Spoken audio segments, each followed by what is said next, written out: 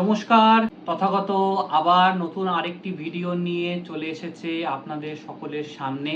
আশা করছি প্রত্যেকে আপনারা খুব ভালো আছেন। আজকের যে বিষয়ে আমি কথা বলতে চলেছি সেটা এই মুহূর্তে বাংলার রাজনীতির সবথেকে হট টপিক। সেটি হচ্ছে নেতাজি বনাম শ্যামাপ্রসাদ।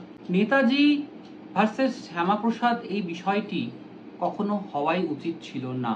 কেন বলছি? কারণ দুজনেই বঙ্গ সন্তান, দুজনেই মেধাবী মানুষ, দুজনেই নিজের চেষ্টায় ভারতকে স্বাধীন করার যে চেষ্টা তারা করেছিলেন তা আমরা সবাই তা পড়েছি, জেনেছি এবং বুঝেছি। কিন্তু আজকে রাজনৈতিক সময়, বলতে গেলে পরিবর্তিত রাজনীতির সময়, অনেকেই শ্যামাপ্রসাদকে বাংলার রূপকার করতে চাইছেন। তার জন্য তারা নেতাজির অবদানকে খর্ব করার চেষ্টা করছেন। অনেকে বলছেন তিনি নাকি গুন্ডা নিয়ে ঘুরে বেড়াতেন, অনেকে বলছেন তিনি নাকি শ্যামাপ্রসাদকে মেরেছেন। এইসব বহু কথা আমরা সোশ্যাল মিডিয়াতে শুনছি। কিন্তু দেখতে গেলে তারা কিন্তু দুজনই দুজনের প্রতি যথেষ্ট শ্রদ্ধাশীল ছিলেন। আসুন তাহলে আমরা জানি যে সুভাষচন্দ্র এবং শ্যামাপ্রসাদের যে একটা অদ্ভুত তাদের মধ্যে অনৈক্যও ছিল এবং তাদের মধ্যে কিভাবে ঐক্যও হলো সেইটা আমরা আমাদের আজকের ভিডিওর মারফত আমরা আপনাদের সামনে তুলে ধরব। নেতাজি সুভাষচন্দ্র এবং শ্যামাপ্রসাদ মুখার্জি উভয়ই বাংলার এবং ভারতের ইতিহাসের অত্যন্ত গুরুত্বপূর্ণ দুই ব্যক্তি, কিন্তু তাদের রাজনৈতিক আদর্শ ছিল ভিন্ন।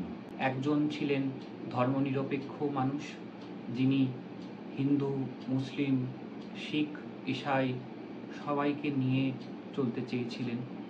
তার কাছে সবথেকে বড় ছিল যে তিনি ভারতীয়, তার ধর্মের পরিচয় ছিল পরে।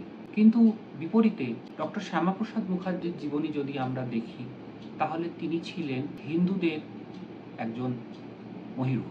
তিনি স্রষ্টা ছিলেন ভারতীয় জনসংঘের।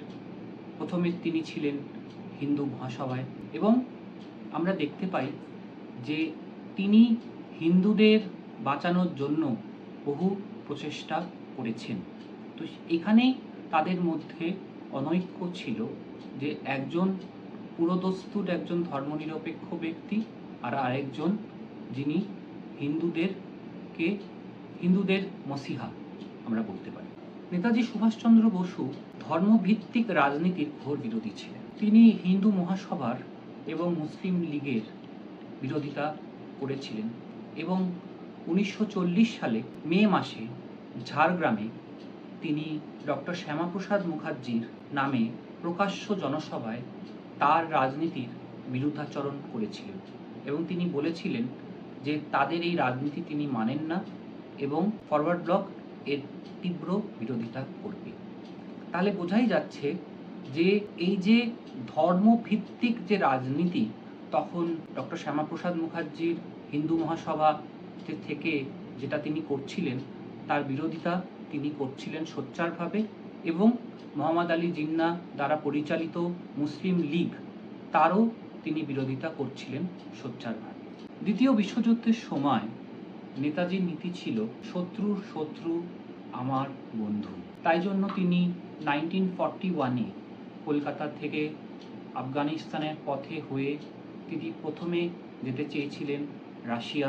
তারপরে রাশিয়া যখন তাকে প্রবেশ করতে দিল না তখন তিনি চলে গেলেন জার্মানি। হিটলারের সাথেও দেখা করলেন, কারণ হিটলার তখন ব্রিটিশ বিরোধী একজন মানুষ ছিলেন। এটা নিয়ে বহু বিতর্ক হয়েছে যে কেন নেতাজি হিটলারের সাথে দেখা করেন। জার্মানি থেকে তারপর তিনি সাবমেরিনে জাপান চলে আসেন। জাপানের সাহায্য তিনি নিয়েছিলেন এবং সেখানে তিনি আইএনএ গঠন করেছিলেন, যেটা রাসবিহারী বসু মহাশয় তখন অলরেডি শুরু করে দিয়েছেন। তো সেখান থেকেই আমরা বোঝা যায় যে তিনি সামরিক লড়াই মানে আর্মি তৈরি করে ভারতবর্ষকে ব্রিটিশদের হাত থেকে রক্ষা করতে তিনি চেয়েছিলেন। সেটাই তার সবথেকে বড় অস্ত্র ছিল, যে তু মুঝে খুন দো मैं तुम्हें आज़ादी दूंगा, যেটা সব থেকে তার নাড়া, যেটা আমরা সবাই জানি।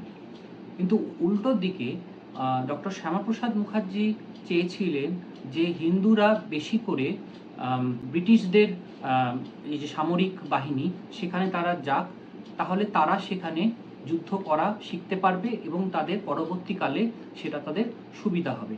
সেটা ছিল শ্যামাপ্রসাদের নিজস্ব ধারণা, যে যদি হিন্দুরা বেশি করে যুদ্ধক্ষেত্রে যায় এবং ব্রিটিশদের সাহায্য করে, তাহলে পরবর্তী সময় তাদের সুবিধা হবে, লড়াই করার প্রক্রিয়া সমস্ত কিছু তারা আয়ত্ত করতে পারবে। এখানে ছিল তাদের মধ্যে অনৈক্য। 1947 15 অগস্ট যখন ভারত স্বাধীনতা পেল, তখন সুভাষচন্দ্র ফিরে আসেননি। আমরা জানি যে, যা শোনা যায় যে 1945-এ তিনি নাকি প্লেন ক্র্যাশে মারা গেছেন। কিন্তু আজ বিভিন্ন গবেষক, বিভিন্ন নথি, তথ্য সব কিছু আমাদের সামনে প্রকাশ্যে এসেছে যে তিনি সেই প্লেন ক্র্যাশে মারা যাননি। 15ই অগস্ট 1945 যখন ভারতবর্ষ স্বাধীন হলো, সুভাষচন্দ্র সেই ভারতবর্ষ দেখেননি।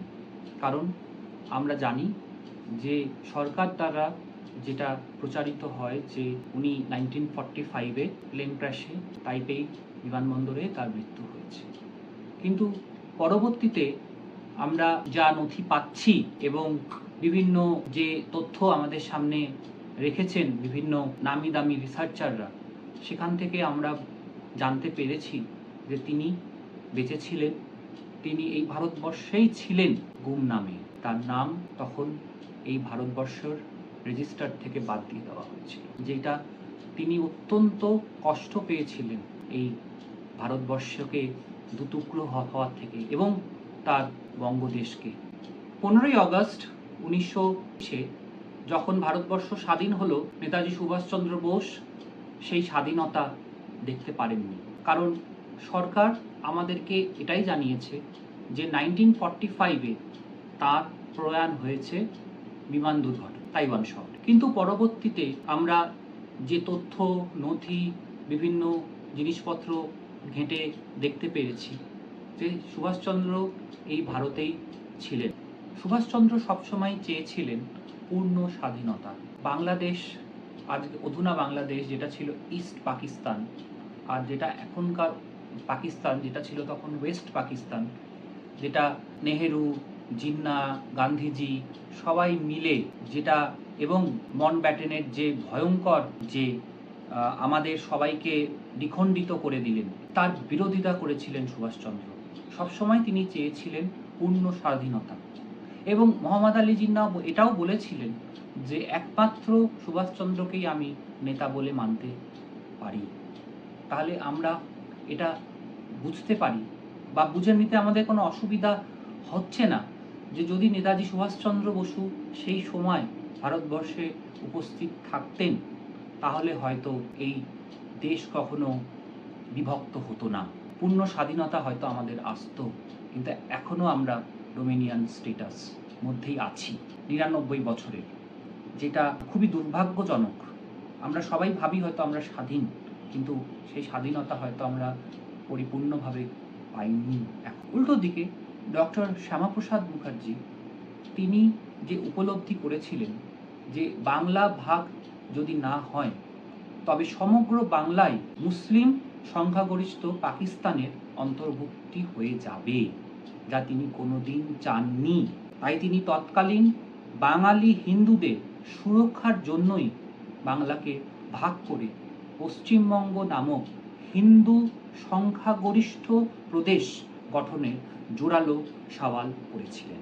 বর্তমান পশ্চিমবঙ্গ রাজ্যটির ভৌগোলিক অস্তিত্বের পিছনে তার বড় ভূমিকা আছে এবং যথাযথই তিনি বুঝেছিলেন যে মুসলিম লীগের যে প্রভাব সেই সময় সেটি কতটা ভয়ঙ্কর ছিল।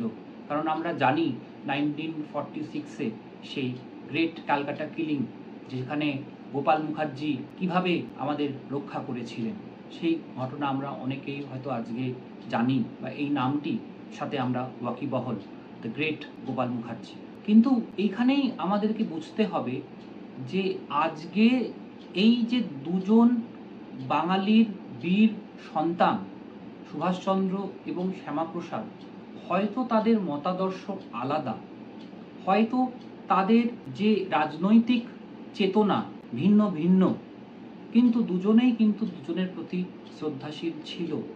শ্যামাপ্রসাদের ডায়েরিতেও আমরা পাই যে তিনি সুভাষচন্দ্রকে কখনো তিরস্কার করছেন, কখনো হয়তো তাকে ভীষণভাবে তিনি প্রেস করছেন, তার প্রশংসায় পঞ্চমুখ হচ্ছেন যে সুভাষের মতো বীর মানুষ হয়তো আর নেই। তো তাদের দুজনের হয়তো স্ট্র্যাটেজিটা আলাদা ছিল, যে কেউ চেয়েছিলেন পূর্ণ স্বাধীনতা, কেউ চেয়েছিলেন যে ধর্মনিরপেক্ষতা, কেউ চেয়েছিলেন হিন্দু জাগরণ, কিন্তু দুজনেই তো মহান ছিলেন এবং দুজনেই এই বঙ্গ সন্তান। তারা দুজনেই অত্যন্ত শ্রদ্ধেয় ব্যক্তিত্ব। শ্যামাপ্রসাদ মুখার্জি 34 ইয়ার্স এজে কনিষ্ঠতম ক্যালকাটা ইউনিভার্সিটির ভাইস চ্যান্সেলর হয়েছিল, যেটা এখনো অবধি কেউ সেই জায়গায় যেতে পারেননি। শিক্ষাবিদ হিসাবে তিনি অত্যন্ত জনপ্রিয়। তার পিতা আশুতোষ মুখোপাধ্যায়ের মতোই তিনিও একজন পণ্ডিত ব্যক্তি ছিলেন। এবং সুভাষচন্দ্রের ব্যাপারে তো আমরা জানি যে কীরকম তিনি পণ্ডিত ছিলেন।